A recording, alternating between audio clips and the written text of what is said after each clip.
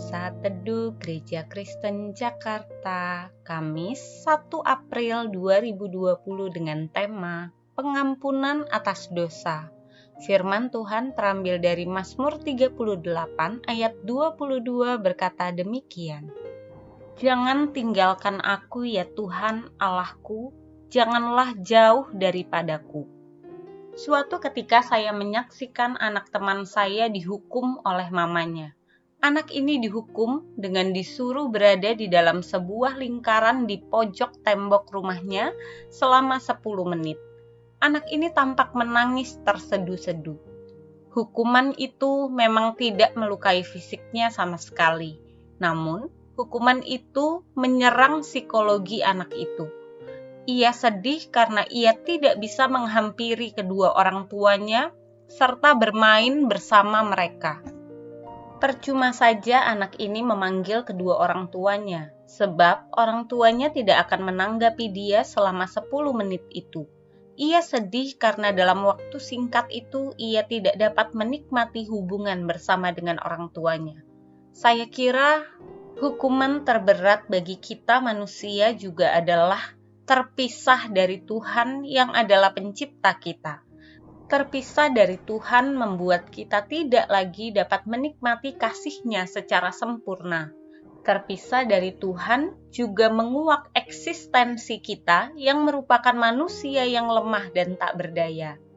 Dalam nats renungan hari ini, pemazmur pernah merasakan keterpisahan dari Tuhan. Keterpisahan itu membuatnya berseru, "Jangan tinggalkan aku ya Tuhan." Mungkin ungkapan ini terucap disertai dengan air mata dari hati yang terdalam. Apa sebabnya? Di pasal ini pemazmur mengakui dosa-dosanya lah yang membuatnya terpisah dari Tuhan. Dosa itu begitu menekan bagi dia. Ia menjadi luka karena kebodohannya sendiri, dan dosa itu membuatnya sangat berduka cita. Ia seakan-akan seperti anak yang terkena hukuman oleh orang tuanya. Dosa telah menghalanginya untuk mendekat dan menghampiri Allah. Ia berseru namun seakan-akan Tuhan tidak menjawab. Dosa memang merupakan satu-satunya musuh yang dapat menghalangi relasi intim kita dengan Tuhan. Kejatuhan manusia ke dalam dosa membuat hubungan manusia terputus dari Allah. Manusia menjadi budak dosa dan dibelenggu oleh perbuatan-perbuatannya. Karena itulah manusia menjadi menderita akibat keretakan hubungan dengan Allah. Namun kita bersyukur kepada Allah bahwa Yesus Kristus datang ke dalam dunia untuk membawa pendamaian bagi dosa-dosa kita. Ia datang untuk mengakhiri hukuman yang begitu menekan manusia. Ia menghampiri kita yang sedang berdiri di pojok ruangan. Dengan tangan lembutnya, ia mengusap air mata kesedihan kita.